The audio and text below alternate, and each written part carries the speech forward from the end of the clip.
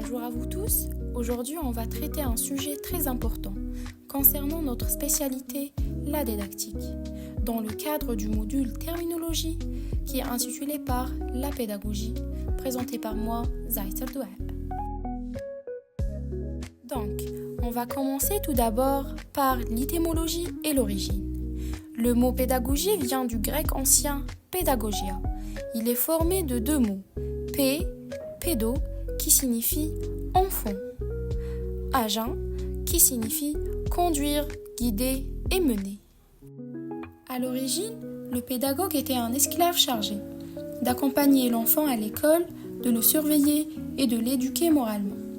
Avec le temps, le terme a évolué pour désigner l'art de guider, éduquer et instruire, non seulement les enfants, mais aussi tout apprenant, quel que soit son âge.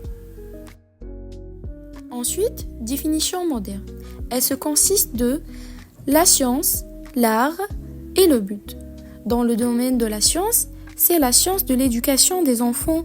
Elle étudie les méthodes et les principes pour faciliter l'apprentissage. Dans l'art, c'est aussi un art, le savoir-faire, pratique de l'enseignant en situation de classe pour gérer les relations humaines. Dans le but, mobiliser des stratégies pour permettre à l'élève de s'approprier des savoirs et de développer son autonomie. Le triangle pédagogique. Le triangle pédagogique est un schéma utilisé pour comprendre la relation entre les éléments essentiels de l'enseignement. Il met en relation trois pôles. De 1, l'enseignant. De 2, l'élève. De 3, le savoir.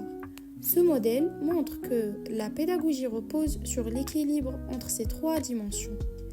L'idée clé, la pédagogie ne consiste pas seulement à transmettre un savoir, mais à créer une relation dynamique entre un enseignant, un élève et un contenu. La distinction terminologique clé, c'est une comparaison entre la pédagogie et la didactique. La pédagogie est centrée sur l'enfant et la classe. Par contre, la didactique, centrée sur le savoir et la discipline. La pédagogie s'intéresse à la relation affective, au climat de classe et la motivation, le comment. La didactique s'intéresse à la transmission des contenus, aux erreurs logiques et la progression du savoir, le quoi. La pédagogie transversale s'applique à toutes les matières. La didactique spécifique, didactique des maths, des langues, etc. Le public cible. Donc la pédagogie, c'est un terme réservé traditionnellement à l'éducation des enfants et des adolescents. L'apprenant est souvent dépendant et guidé par l'enseignant.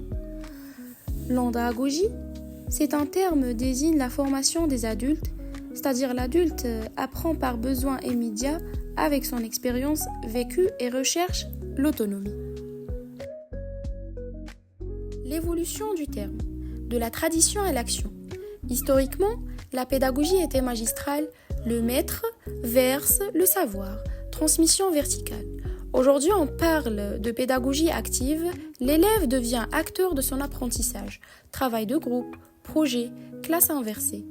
Le pédagogue n'est plus un simple transmetteur, mais un guide et un facilitateur.